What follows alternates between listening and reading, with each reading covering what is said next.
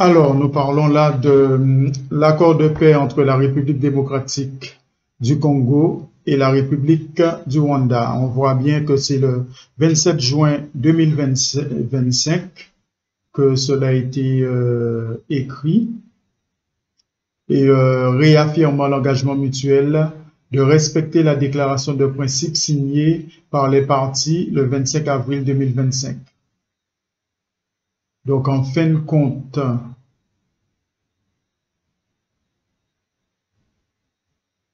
on a des articles permettant le respect de cet accord et parlant d'un accord entre la République démocratique du Congo et le Rwanda. Donc, intégrité territoriale et interdiction des hostilités. Les parties conviennent des conditions suivantes pour assurer le respect de l'intégrité territoriale et la promotion de relations pacifiques. Respect de l'intégrité territoriale de la République démocratique du Congo, désengagement des forces, levée des mesures défensives du Rwanda. Les parties conviennent de mettre en œuvre le plan harmonisé de neutralisation des FDLR et de désengagement des forces, levée des mesures défensives du Rwanda, CONOPS du 31 octobre 2024, tel que prévu dans le présent accord. Et en fait, on parle là du respect de l'intégrité territoriale de la République démocratique du Congo et de l'autre côté, respect de l'intégrité territoriale de la République du Rwanda, neutralisation des FDLR. Les parties conviennent de mettre en œuvre le plan harmonisé de neutralisation des FDLR et de désengagement des forces levées des mesures défensives du Rwanda, CONOPS du 31 octobre 2024, tel que prévu dans le présent accord. Règlement pacifique des différends, interdiction des actes hostiles. Donc, ce sont des accords qui sont entre les deux et des articles qui permettent d'avoir des règles qu'ils doivent tous les deux respecter afin d'arriver à un accord. Alors, ici, désengagement, désarmement et intégration des groupes armés non étatiques. En fait, là, on va parler de l'intégration et du désarmement des groupes non étatiques afin de promouvoir une cessation durable des conflits et de réaliser le potentiel économique de la région. Les parties soutiennent les négociations en cours entre le RDC et l'AFC M23 avec la médiation de l'État du Qatar à Doha et les efforts visant à désarmer et à démobiliser les groupes armés non étatiques. Il s'agit notamment des éléments suivants. Donc, en fin de compte, il y a encore un calendrier qui est mis en place, d'après ce que je comprends, et qui sera négocié à Doha avec le Qatar pour la démobilisation des groupes armés. Les parties cessent immédiatement et sans condition tout soutien de l'État aux groupes armés non étatiques, sauf dans la mesure où cela est nécessaire pour faciliter la mise en œuvre du présent accord. Désengagement d'une manière séquencée et coordonnée avec le désengagement des forces. Et comme le disposeront d'autres accords à venir, les parties appuient le désengagement, le désarmement et l'intégration des groupes armés non étatiques prévus par d'autres accords ou processus et par le processus de désarmement, la démobilisation, de réintégration communautaire et de stabilisation, ainsi que le mécanisme conjoint de coordination de la sécurité conformément à la section 3 du présent accord.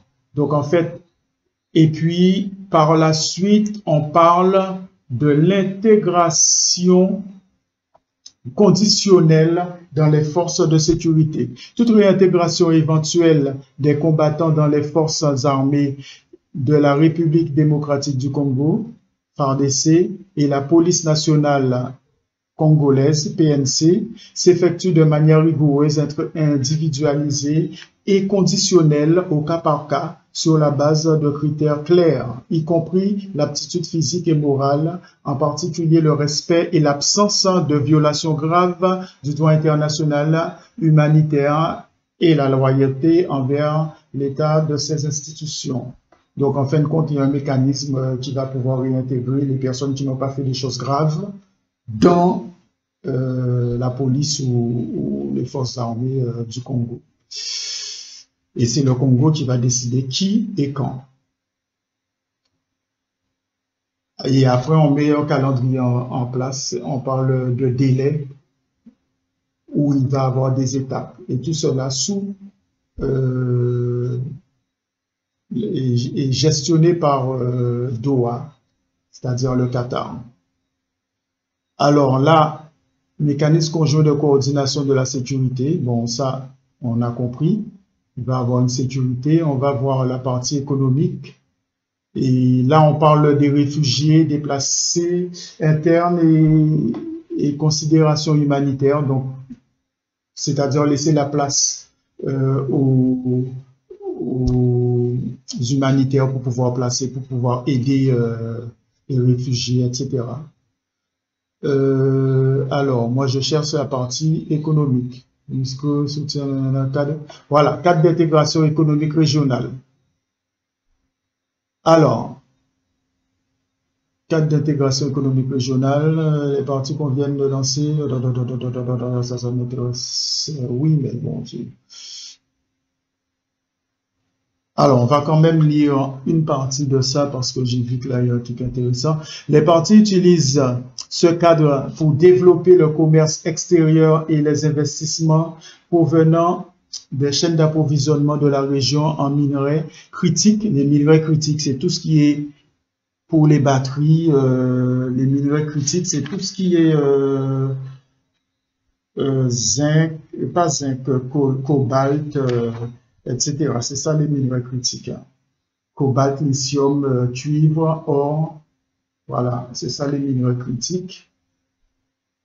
Alors, et introduire une plus grande transparence. Et ce qui bloque les canaux économiques illicites et procure davantage de prospérité aux deux parties, en particulier pour la population de la région à partir des ressources naturelles de la région grâce à des partenaires mutuellement bénéfiques et des opportunités d'investissement. Intégration bilatérale. Dans le cadre des parties,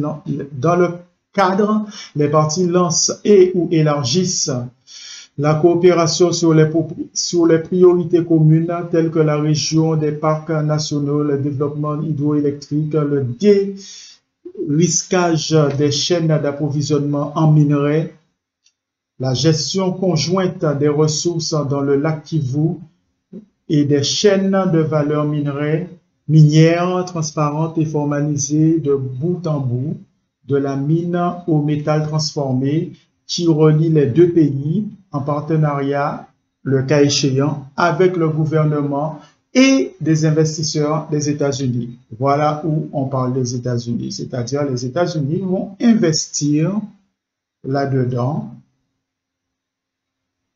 Voilà. Donc l'intégration régionale pour éviter qu'il y ait de la corruption, qu'il y ait des groupes armées illicites et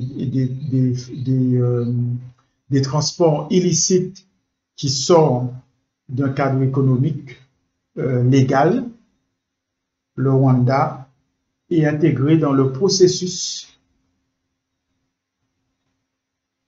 de transformation des minerais via des investisseurs américains, d'après ce que je comprends.